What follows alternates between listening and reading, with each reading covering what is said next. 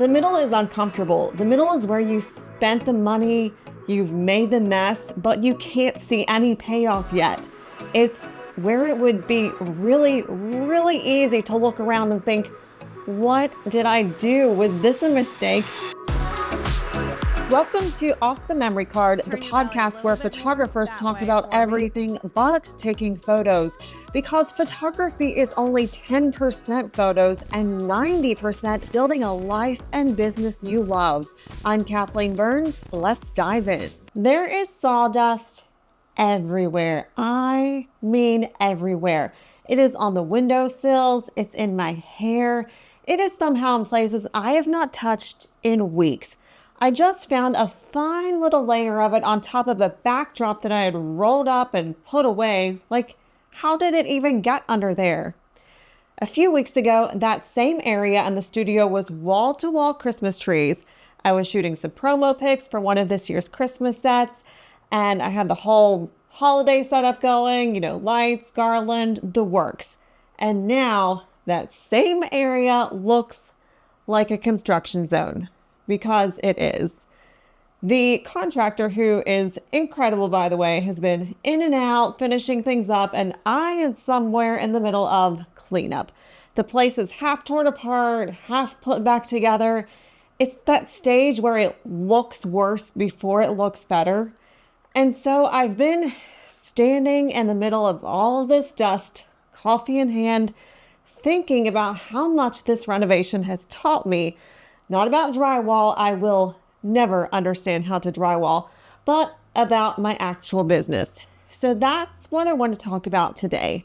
And listen, you do not need a studio for this to land. If you shoot in your living room, if you shoot out of your car in a parking lot at golden hour, or if your studio is a corner of your basement with one backdrop stand, this is for you too. The renovation is just my story. The lessons are the thing. So whether you've got 4 walls or a folding table and a dream, stick with me. So lesson number 1, your space is part of the product. Here's the thing I did not fully appreciate until I was redoing it. Clients are buying an experience, not just a gallery. And the experience starts the second they walk in the door. So one of the first things I'm tackling is the lobby. Not just the shooting space, but the lobby. That little entryway where a client stands for the first 90 seconds. Because that is the moment they decide how they feel about being there. Are they comfortable? Do they feel like they're in good hands? Or do they feel like they walked into someone's cluttered garage? Before I got into photography, I have a cousin who is getting married, and she was trying to decide between 2 photographers. Both of them did amazing work, both genuinely a joy to talk to. So guess how she made her final choice? Well, she visited both of their studios for consultation, which I believe were both in-home studios. And she said one was cluttered, it was dirty, it just wasn't very inviting, while the other was clean, organized, and she felt comfortable there. And that is the photographer she chose. You truly never know when something as simple as your entryway will sway a potential client. So I am in the process of ordering canvas prints of my work for the walls.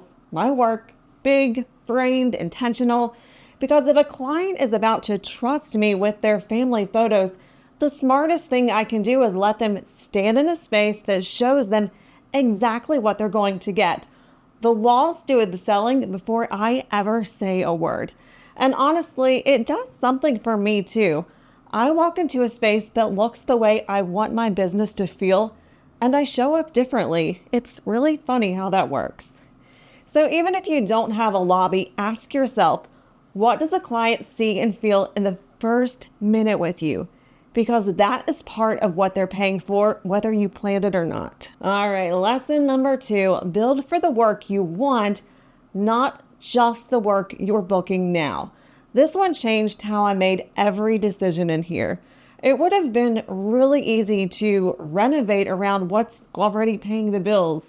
More Christmas mini space, basically, wash, rinse, repeat. But I didn't want to just do more of what I already do. I wanted to build the studio that books the sessions I'm chasing. So a few things. First of all, I am fixing up a dedicated newborn space. I do already have a small one upstairs, but I really hate having new mamas have to walk up those stairs. So I am creating an even better space downstairs. I'll be able to better organize props, wraps, posing pillows.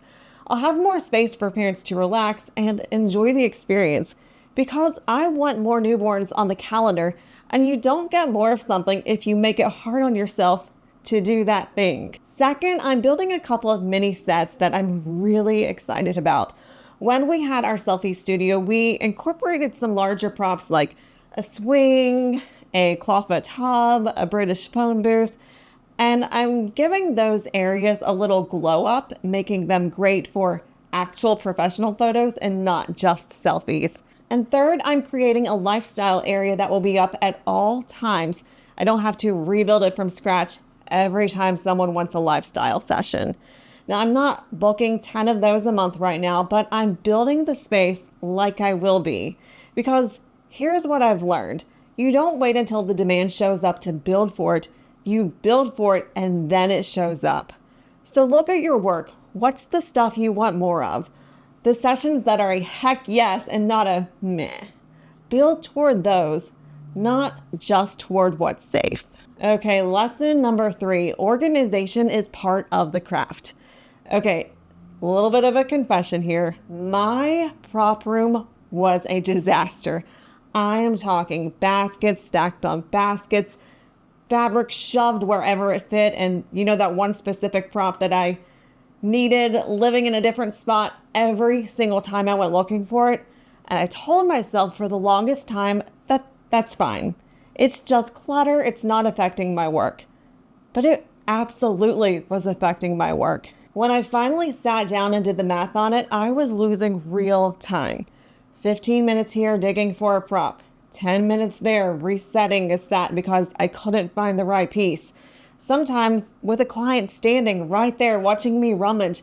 And it wasn't just the minutes, it was the mental load. That low-grade stress of walking to a messy room and feeling behind before I'd even started. So organizing the prop room is part of this renovation on purpose. Labels, zones, a nice little home for everything. And I cannot tell you the difference it's making already.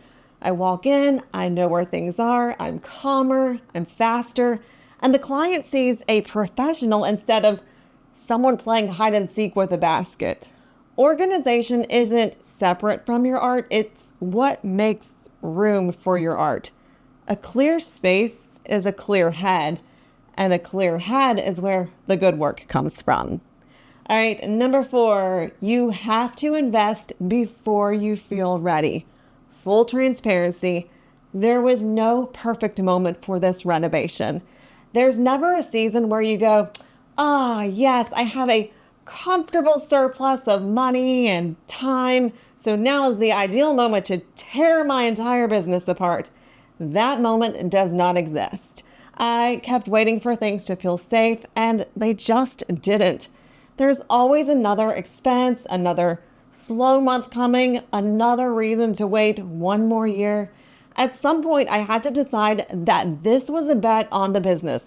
I was going to spend the money and tear things up before everything felt secure, because the alternative was staying exactly where I was.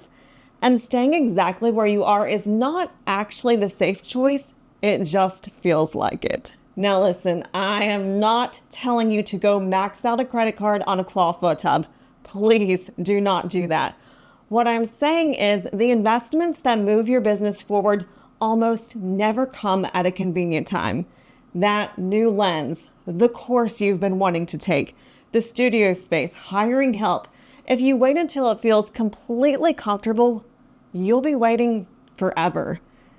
Sometimes you have to bet on yourself before the proof is in. That's just part of it. And finally, number 5, the middle is messy, and that's normal. Which brings me to this moment with all the sawdust. Because here's where I actually am with this renovation. I'm not at the before, and I am definitely not after the gorgeous after that I keep picturing in my mind. I am in the middle. There are tools on the floor. Half of the room is taped off. Everything I own has a fine coat of dust on it. And I have spent more days than I'd like to admit feeling like this is never going to come together. The middle is uncomfortable. The middle is where you spent the money, you've made the mess, but you can't see any payoff yet.